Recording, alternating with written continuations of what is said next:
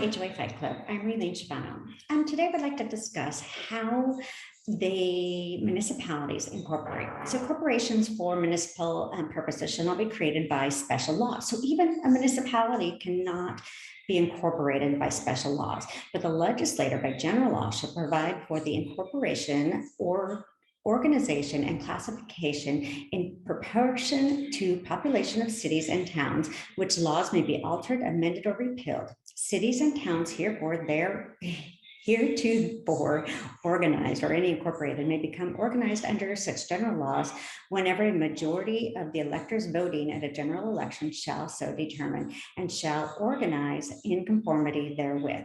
So even our municipalities have rules of organization that can't just come up with, whatever, like the city of Kent can't come up with a law that the city of Seattle doesn't have. So they have to be done under general laws. They can't just, make things up. Now, to become a municipality, you have to have at least 10,000 people in your area. So the fact that we are allowing for sub-municipalities, HOA and condo associations, to create laws, governing documents, to manage the people is in itself unconstitutional. Those corporations, HOA and condo associations, have to be formed by general laws.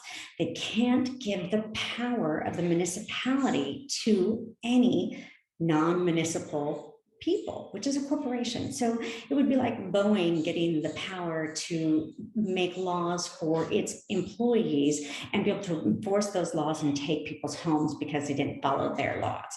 So that's what we've done. We've actually, the legislators of Washington State, by creating uniform acts, in my opinion, have given the power of the municipality to these small corporations. Some of these corporations have, 6,000 or maybe 10,000 homes. Then those corporations should be mandatory to register as a municipality, not as an HOA condo association.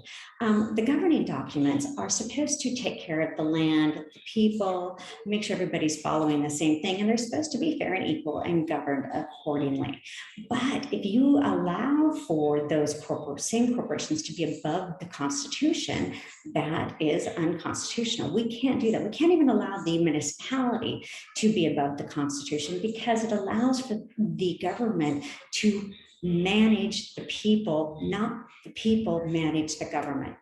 The government is supposed to work for the people. Now, I have been told that I should be kinder and nicer, and that if I said pretty please, that maybe I'd get some laws passed. Well, I've said pretty please a long time ago, and I've asked for things.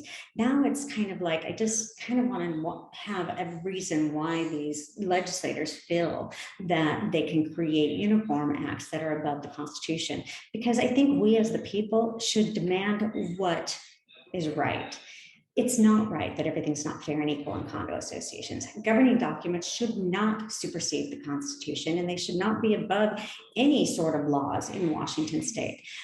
Giving them that power is unconstitutional. And if any legislator would like to come back and discuss that with me in an open discussion, I would love it, because I think that we, the people, are just kind of confused. The homeowners are confused. I mean, I get thousands of calls a day about these things, and nobody's caring enough to say, okay, we have to sit down and do something for the people. The other thing I'm concerned about with this is the legislator shall protect by law from forced sale a certain portion of the homestead and other property of all heads of families. So in Washington State, if you live in an HOA or a condo association, these corporations have been given the power to not offer your homestead rights. So homestead rights are there so that people aren't put out on the streets. They have their property and people can't just take those things. Well, in HOA and condo associations, like I said, the board doesn't need any evidence. They can fine a person, they can put attorney's fees on that person's account without any sort of right to be heard or due process, and charge the homeowners for those fees. And if they can't pay those fees, that board already has a lien on your home. They have power of attorney over your home, and they can foreclose on that home within 90 days. So why does the legislator feel that that's not a special privilege? They also have made it so that these corporations can charge excessive fines, fees, and bills. Now, you might not think that a fine is excessive if it's a $50 fine. That's not what makes it excessive. What makes it excessive is that there's no set limits in most states. Washington State, I think, is $2,000, but there's no set limits of what attorney fees and late fees and interest rates. So they are just charging, whatever interest rate they want to put homeowners in debt and to put them past due on their accounts. I'm all for governance. But the governance has to be fair over everyone. So if you're going to give an HOA board that is an uneducated volunteer board, if you're going to give them more than the power of the municipality, then there should be governance over those. Without governance, it's unconstitutional. And I keep going over these points because I feel like our government isn't listening to us when they've created these laws and they don't want to go back and change them. And it's just too difficult to do it in 60 days. And, we hear all these excuses. It's always an excuse of why we can't protect homeowners' rights. Why? I want to know why the legislators feel that they don't have to help the people. It's not just me in these discussions, it's many people.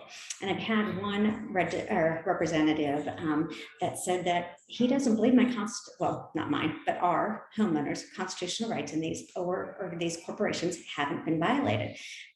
Can you explain why, legislators, why you feel that way? Because I think that if we heard a good explanation of why you feel that HOA and condo associations should be above the laws, then we would maybe agree with you.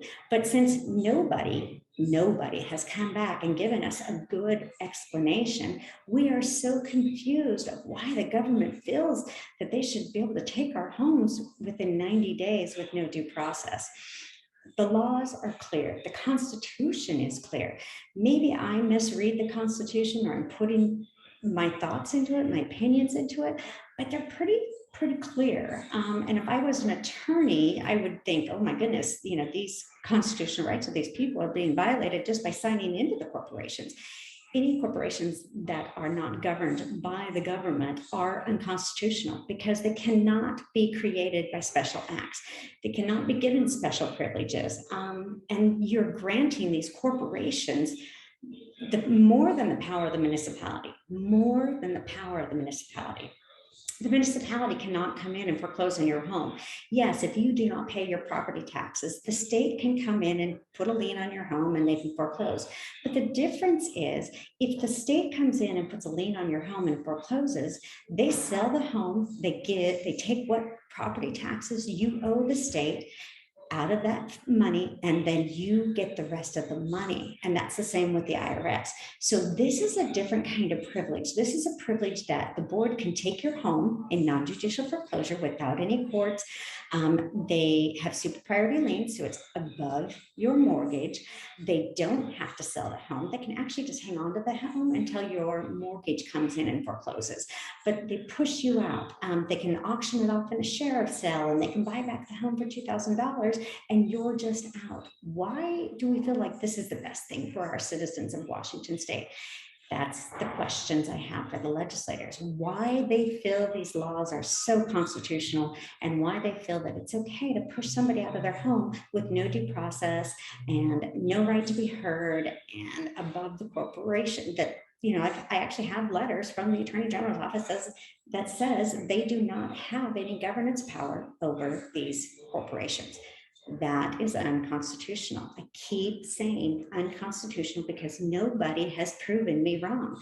I would love to have this discussion with our legislators, but they keep pushing it off. They don't want to discuss. They don't want to return our calls. It's many homeowners that have been on the calls with these legislators, and they all just they don't know why we would feel that these laws are unconstitutional. Well, if you take away our right to due process and you give corporations special privileges to fine and foreclose, and that they can do whatever they want to the people without any governance of our Attorney General's office, that's unconstitutional in my book. So call your legislators, tell them how you feel, tell them that we really, really would like to have the honest and fair discussion about what our rights are and why they feel that these rights do not pertain to us in HOA and condo associations. All right, I'll see you on the next one.